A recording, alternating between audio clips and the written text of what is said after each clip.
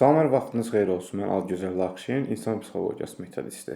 Bugünkü mövzumuz ondan ibarət olacaq ki, əksər insanlar evlənməmişdən, yəni ailə qurmamışdan qabaq qarşı tərəfdə bir-birlərini araşdırmaqda çətinlik çəkirlər, yaxud araşdırmağın bir məna şəkildə başını buraxıb, bir məsəl var, deyir, al başına, kül sənin başına deyib ailə qurulur.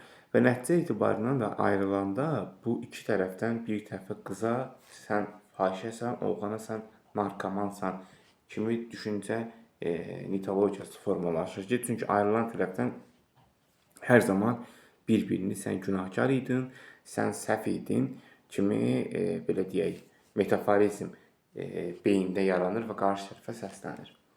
Bu da əslində zəif xarakterdən asılıdır, çünki kimliyindən asılı olmayaraq, əgər sənin səhvin var ki, sən səhvi boynuna alsan, deməli onu dərk edirsən.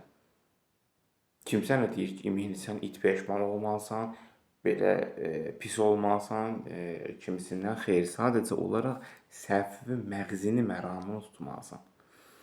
Və araşdırılmadıqdan sonraki münasibətlərdə və həmçinin ailəsinin vəsiləsi ilə, anasının, bacısının, qardaşının, hər kimin ki, bir qız düz qoş edildi.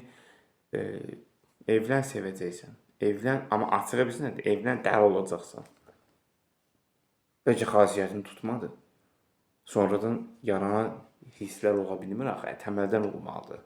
Kiçik də, az da, balaca bir qismdə olsa da əvvəldən. Yoxdursa heç vaxt olmayacaq. Quyuya su töymə məsəl kimi.